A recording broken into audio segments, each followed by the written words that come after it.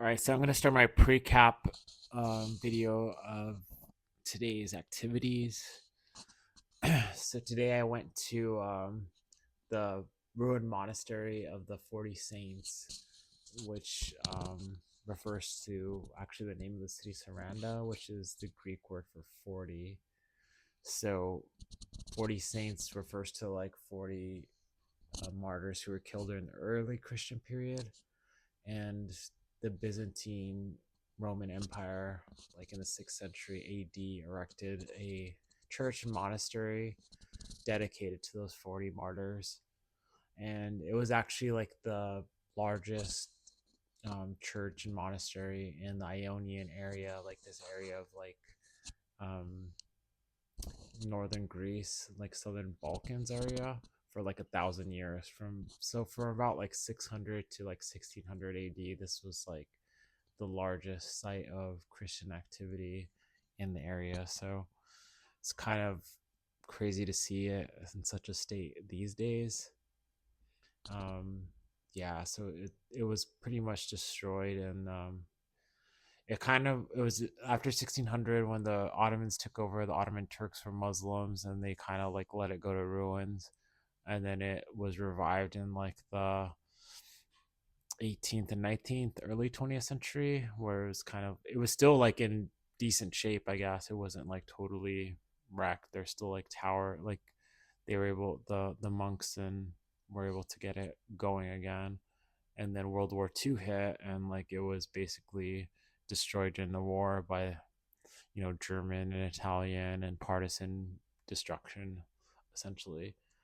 And then after the war, Albania was taken over by um, communist like dictatorship who was against religion altogether. So they kind of turned into like a military outpost, and they just destroyed it. So it's basically been destroyed since like the 1940s, completely destroyed since the 1940s. So what you see today is basically probably how it looked nearly 100 years ago, nearly what, like 80 some odd years ago. The other site I visited, like in my hike, was the fortress, like overlooking the city of Sarandë, which was built by like the Sultan. I wrote it down here. Just give me a second. Sultan Suleiman the Magnificent in 1537. So he built that to keep the Venetians out of the area, because that this was a strategic area for them. They wanted to control Albania.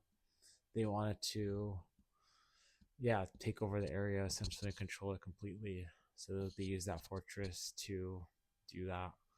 They said that fortress basically held about 220 soldiers, and the Ottomans controlled it up into like basically World War One, so 1912. Well, until the first Balkan War, 1912, 1913. That's when Albanians kicked the Ottomans out and became an independent country, like right before World War One. So yeah, so after that, World War One kicked off because the Serbs shot like Franz Ferdinand and starting that whole thing. But by that point, Albania became its own thing. And the other stuff I did, like a little tour, a history tour, like of the old part of Saranda, and they kind of showed me like basically the layer cake of history of the city. It's been inhabited for centuries, essentially, with the Phoenicians, the Greeks, the Romans, the Byzantine, the Turks, and now like in control of modern day Albanian people. I mean, even before the Phoenicians, I think the Illyrians were like the people who are like they they they're basically who the Albanians kind of connect to, like their people. So a lot of Albanians claim to be descended from the Illyrians who inhabited this place before everybody else. So they're the closest thing to like native people to this region as there is. And yeah, so I got to see all that and got that explained to you. So I hope you enjoy this video, and yeah. All right, I'm gonna do a quick tour of my Airbnb. It's probably gonna be the nicest place I'm staying on probably most of this trip because Albania is a fairly cost-effective place when it comes to accommodations. So I think this is costing me about 45 USD a night, and yeah, it's pretty good. Definitely for a single person, this is really nice accommodations, and I'm right in the like center of the city, like near like all the nice restaurants. This is my shower here. Oh, sorry, I'll go back again. You can see it there, and go back around. There's the bed, and this is what it looks like out here. It opens up, and yeah, I got like a little swing chair here. Guess I could have coffee up here, but I don't know if there's like coffee. I guess I could get some coffee. But yeah, kind of in the main part of town. Great view of the ocean there. There's some lemons and stuff growing there. There's another view of the ocean here. Very beautiful. All right, I'm gonna hit a couple of sites today. This is my front door view. Oh, there's a pupper walking around. Look at him. No, look at her, I guess. Looks like she has some babies coming. So it'll be. Gittin ya.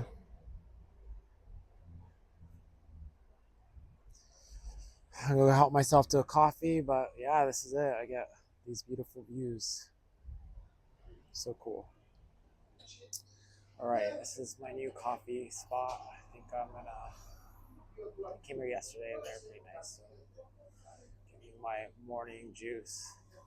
Oh, I got pretty bad.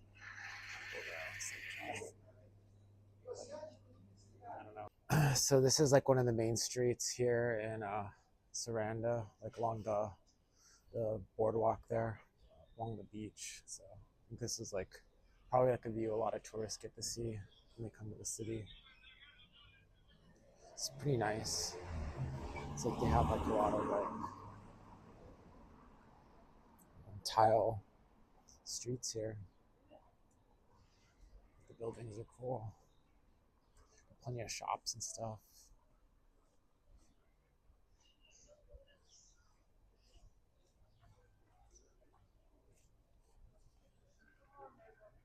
Like there's like kids books and stuff. It's kind of interesting to think about how much it costs to get stuff translated to such a small language population, I guess.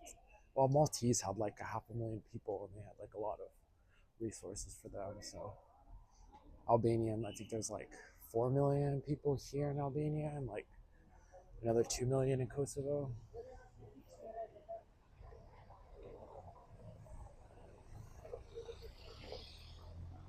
Let's go down here. My other phone service isn't working that well, so I'm just gonna go down the beach and take.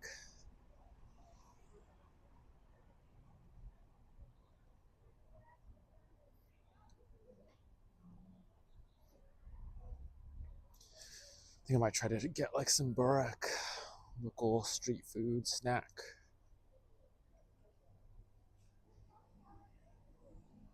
So I think there's the old monasteries up there. That's like one of the sites I want to go see. And then there's like another site up there on the other hill. But damn, I really don't want to walk that far. Like, oh, I feel so tired. But yeah, so the part of me that wants to just like hang out here all day, just chill. Ugh. Need to meet the neighbors here in Sarandë, Albania. They seem to be curious about me. Oh man, there's like a part of me that just wants to sleep. Oh, I've just been on the move and doing stuff on a daily for the past like I don't even know how long, past like 2 weeks almost. Just all the travel starting to get to me, and this place is really comfortable. It's just like some of the sites here on these like massive hills. I'm like, I don't really want to climb that much today. And I have like a tour set up at 5, and my phone's like acting funny. So I'm gonna try to sort out my like internet connection on my phone with the Olafly people. So hopefully I could do that. But yeah, nap time for a minute. All right. Yeah, so the temperature is like night and day between like the sun and the shade here. Kind of reminds me of home in a lot of ways. So pretty. I see this guy with this dog earlier. You can see the ocean there below. And there's a Triumph. It has like some nice. Oh man, look at this. I get tired. I'd be strong walking up these hills. Whew. Yeah, this city is pretty hilly. Whew. Nice apartments are like hotels.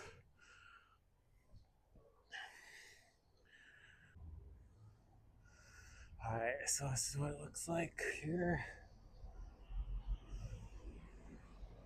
It's a pretty nice neighborhood. Grocery store there.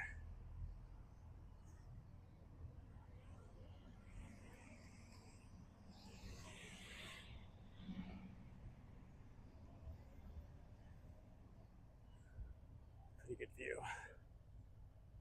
Oh man, it's gorgeous. I think this is a classic car of the Balkans here. Like a 20 to 30-year-old Mercedes. I mean, they're good cars, honestly. Like, much respect for the Albanians who keep them in tip top. Great vehicles. I think moments like these are like some of the reasons why I like to travel. Just these views, and honestly, I have this whole place to myself. This whole trail is just empty. But yeah, look at that city below. It's kind of hard to believe, like during the Cold War, Albania was just like the North Korea of Europe. It was kind of walled off, disconnected from everybody and everything. They didn't get along with their neighbors, like the Greeks or the Yugoslav people in Yugoslavia. Borders are basically closed, and they had to live on self-reliance. So I bet if there's old pictures from before the 90s here, that it probably looked just like a small fishing village or something before, or just pretty much emptied out. I don't know. It's nice. This is the weather I wanted the entire time I was on the med, but instead I got mostly chilly and rainy weather. The sign has been guiding me the whole way to the monastery ruins. Better be nice. I help myself to a beer, not a wine. Here's another view of the city of Sarandë and its beautiful waterfront and harbor. Off in the distance is Greece, the Greek Isle of Corfu. So beautiful. Yeah, way over there, there's still snow on the peaks. I don't know if you could see it with this video, but there's definitely like a fluctuation in climate here with the height of the mountains for sure. All right, I'm almost there. I'm like 10 minutes away from this monastery. I need to get some water. Should have brought a bottle of water. Yeah, there's like a stunning agricultural valley right on the other side of Sarandë. It's pretty cool. Really pretty. Here's the valley, the other side of Sarandë. Casio minaret poking through over there. I guess I heard the call to prayer like once yesterday. I don't know. I was pretty knocked out. Got a little bit longer. I think I'm going up that hill.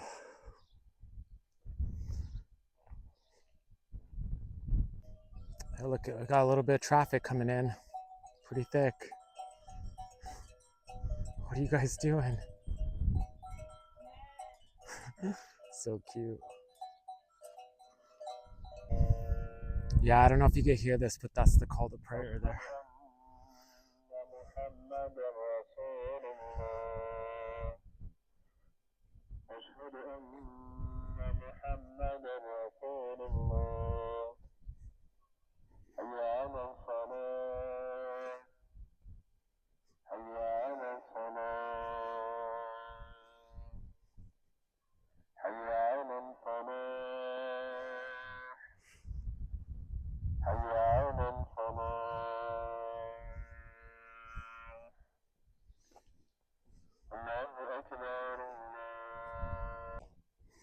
All right, cool. I made it here to the monastery.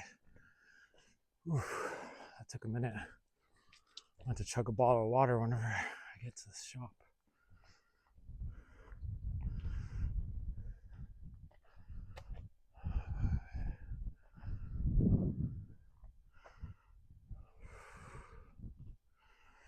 That view though is just, whew, I can't get enough of that.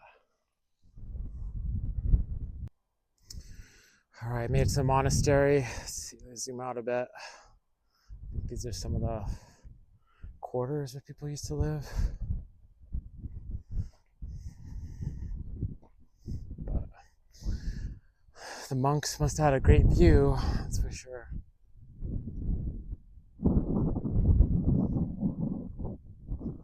Yeah, I think this area was actually one of the few like Catholic. I think Albanians were primarily Catholic before the Ottomans came, and they switched over to Islam for a lot of them for tax purpose, honestly, because you don't have to pay if you weren't a Muslim. You had to pay certain extra taxes when you're under Muslim control. So a lot of people converted due to avoid taxes.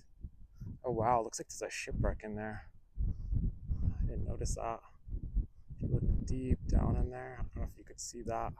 Where that pylon is, like coming towards me, towards the camera. There seems to be like, looks like a giant object in there. I don't know, it looks like a boat. That's really cool. Yeah, this is really cool. I'm the only one here. It cost me, I think like $2.50, something like that, to come in here. Just gotta be careful. Honestly, I don't really want to like climb in here too much because I don't think this place is well protected by the government or anything. I don't think they really care about like the Christian stuff anyways here. I mean, they were Muslim and then they become basically, I think, atheist under the communist dictatorship of Emperor Hoxha. It looked like this place was kind of in use, like some of the photos I saw in the pamphlet there, up to around 1900. So I'm just gonna kind of go around it.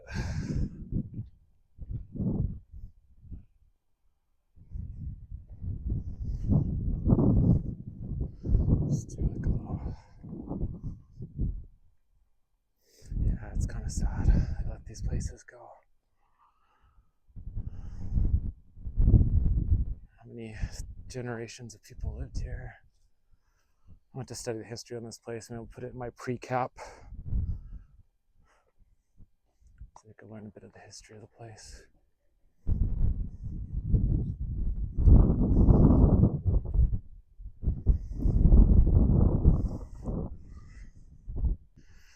The modern meets the ancient, all in one quick scene there. It's cool to look at, but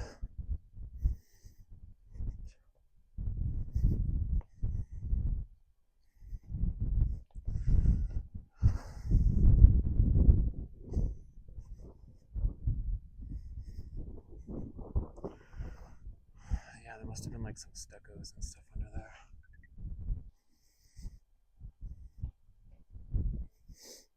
Falemindericum.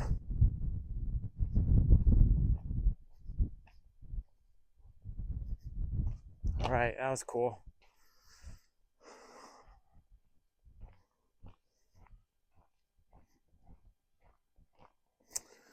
Now I'm going to a fortress, ancient fortress. Check that out. It's a 45-minute walk according to Google. Better find a shop along the way because I am dying of thirst. So, luckily, it's kind of good for your health in like the Muslim countries, I think, because alcohol isn't super available. Oh, look at, there's a little kitten. I noticed there's like a lot more cats here. It seems like. Kitty. You know, there's like a lot of orange cats in this country. Kind of goofy. Man, Google was routing me through some crazy little neighborhoods here. It'd be so cool out, lemons. Definitely die at home. Hit a little frost, gone. It's crazy to think, unless there must be so many microclimates here.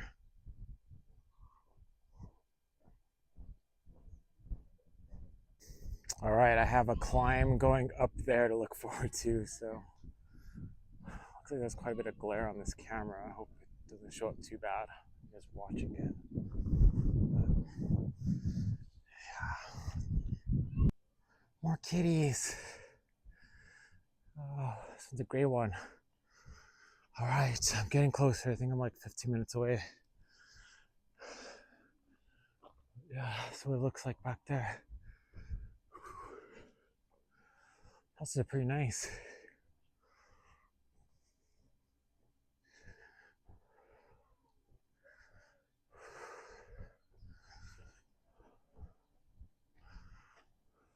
Gotta see.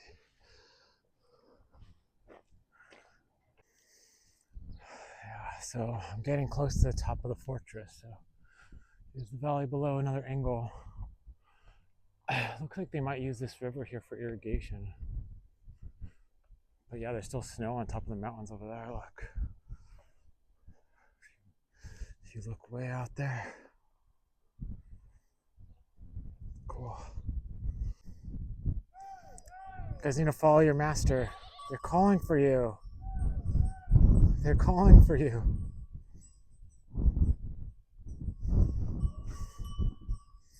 It's funny.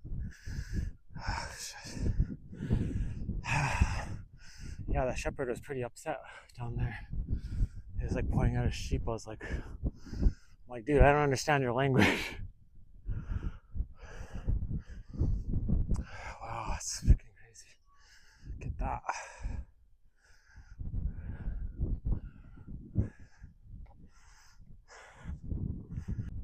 All right, made it.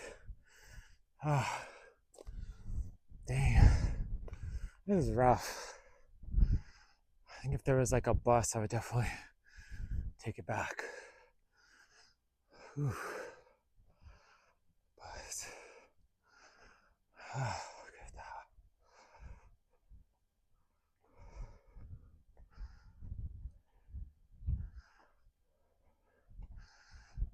Here's some of the weapons in the past.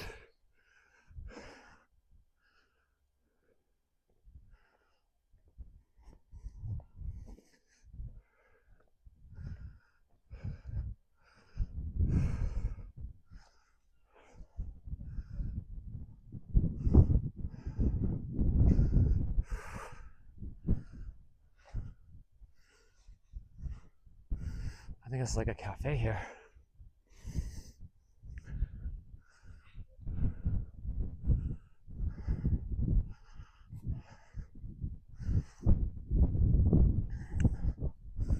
This is like a museum or something.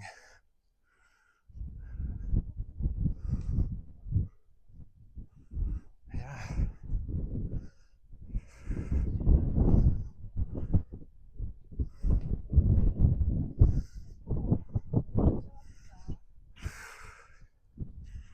Oh, here's the owner, I think. Gotta love the cats. Cats of Albania. I don't know if you can see the angry shepherd is down there. There's some of his disobedient children, his disobedient flock.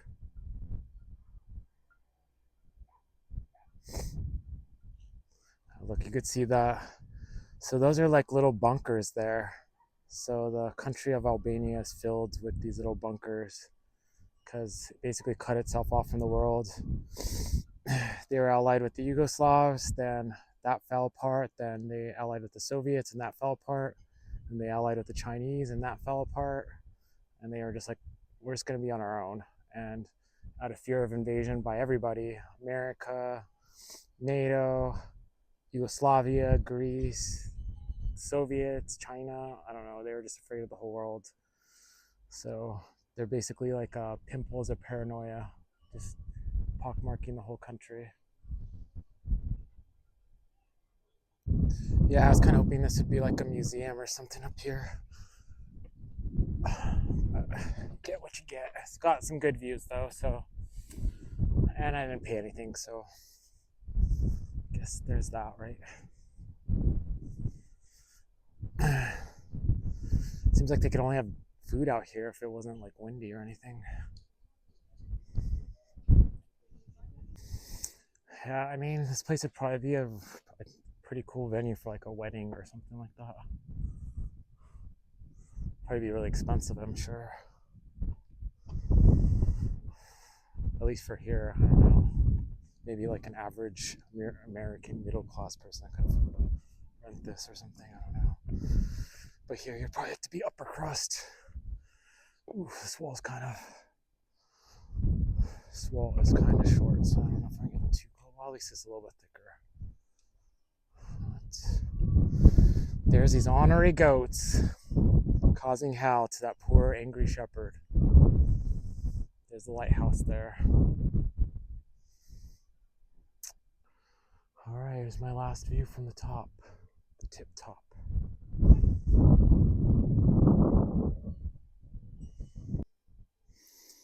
Yeah, this little guy over here tried to come to me, but I think he belongs to somebody. I don't know. He shouldn't be on the street though. He looks like a little manicured pup. He's too cute to be a wild pup, I think. Well, I hope his owners find him. All right, so this is how they build stuff here. It looks like it's kind of interesting. With some solar water heaters. That's like fuel tanks. There's a car that's parked on top of a building, which is kind of scary. So these are pictures of some of the partisan, like veterans. They fought against. These guys fought the Italians, right? Oh, no, but they fought against the Italians and the Germans, right? Okay. So these men fought against the Italian and German occupation during World War II.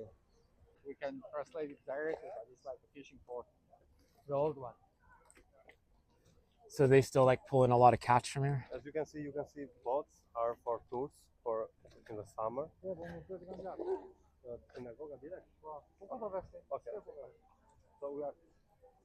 That's the part of the wall. You can see it was very fortified. The thickness of the walls is like 4 meters thick. Cool. And it was a well fortified city during the ancient times. It was like 2 or 3 layers of fortification. The one that we saw by the shore down there, and hill way up here by the mountains. You have the graveyards by the mountains, but right now they're covered by the new buildings. You can see the graveyard that used to be there. That's crazy. That was found by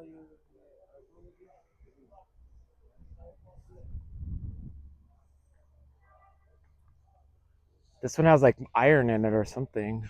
That one has like metal. the whole this was uncovered like on the 1900s by the Italian archaeologist Nick Ugolini. The one that sold most of the artifacts and brought them to Italy, back to Italy. So this was like a Roman site then? This was more like Byzantine site. Byzantine, okay.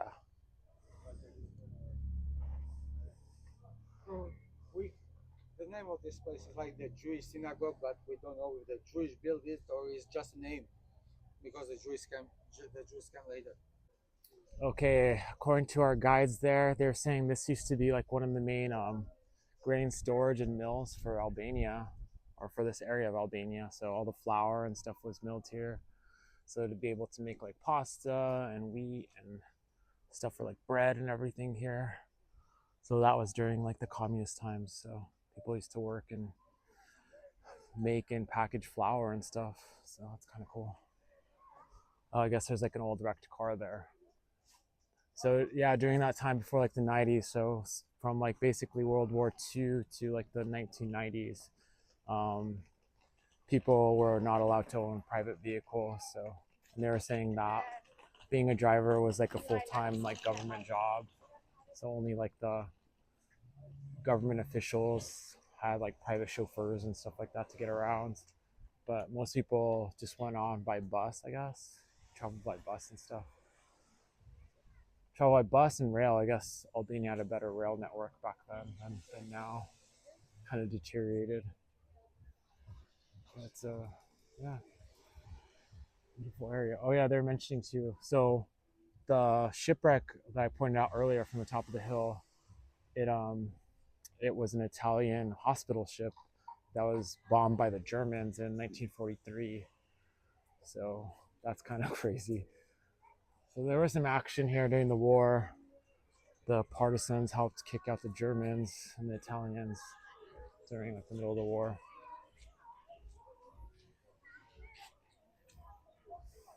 But yeah, they said the city is basically like sitting on top of like ancient cities from way past, and that's the main archaeological dig site back there that we looked at a bit earlier.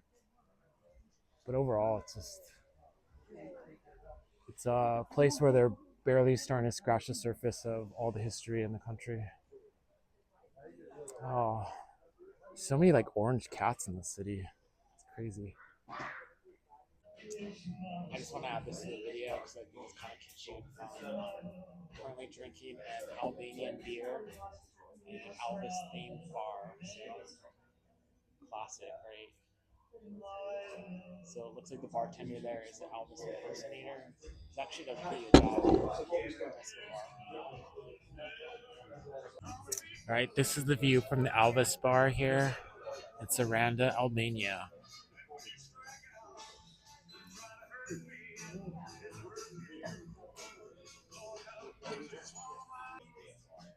So today I walked from that hill there, so from like basically where I'm at now up to there, and I went down like that to the middle part, and then went around the back and climbed to that point there on top. So yeah, I did quite a walk today. So I think that took like a couple hours round trip. So